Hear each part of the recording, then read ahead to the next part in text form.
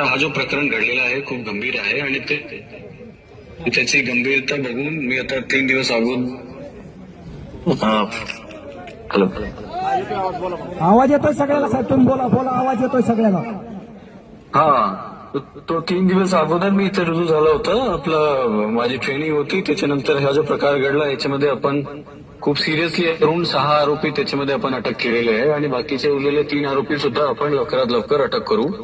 याच्यामध्ये जे काय मागणी आहे, आता जे मी टीव्ही मध्ये बघत आहे आणि माझे लोक जे सांगत आहे, जे काय मागणी असेल प्रत्येक मागणी मी तुमची त्याच्यामध्ये पुराव्याच्या हिशोबाने त्याच्यामध्ये आपण ऍक्शन घेणार. एसआयटीच्या ऑलरेडी ऑर्डर केलेला आहे आपण, त्याच्यामध्ये डिस्ट्रिक्टची बेस्ट टीम आपण एसआयटी मध्ये टाकलेली आहे.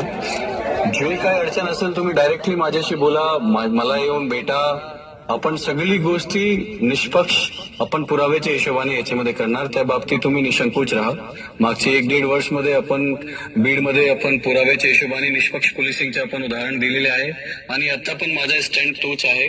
कोणालाही कुठल्याही प्रकारची घाबरण्याची गरज नाही आहे. तुम्ही मला भेटू शकते, माझ्याशी संवाद साधू शकते आणि आपण 100% तुम्हाला प्रत्येक तुमचे जे काही डाऊट्स असतील ते पुराव्याच्या हिशोबाने आम्ही तुम्हाला त्याचं उत्तर देऊ.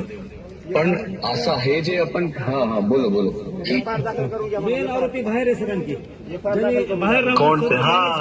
मेन आरोपी बाहेर आहे सर. कोण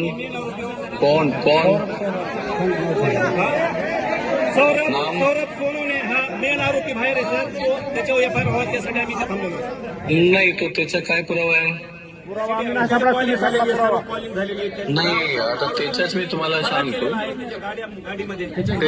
तुम्हाला सांगतो की त्याचे आपण सगळे आरोपींचे सीडीआर काढलेले आहे. नंबर 1. नंबर 2, जे तुम्ही सांगतात सौरभ सोनवणे, त्याच्या घरचे सीसीटीव्ही आपण काढलेला आहे.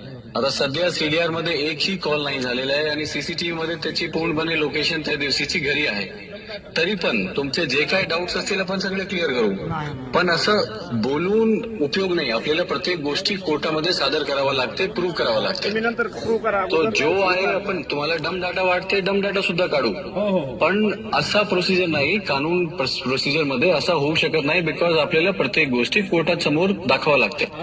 तो हे जे तुम्ही म्हणत आहे, सॉरी, आरोपीला फरार होण्यासाठी त्या गाडीचा उपयोग केला असं म्हणता येते. सगळी मी तुम्हाला काय म्हणतो की तुमचे डाऊट्स असतील आणि त्याच्यासाठी मला काही हरकत नाही. पण प्रत्येक गोष्टी आपण व्हेरीफाय करून त्याचा रोल झाला तर आपण त्याला सुद्धा अटक करू. पण आजची परिस्थितीमध्ये तसा एव्हिडन्स नाही आहे. तुमची जे तक्रार असेल त्याची सखोल चौकशी करू आपण आणि त्याचा रोल झाला तर आपण त्याला आरोपी करू. सोनवणेचं बोलणं झालेलं आहे सर.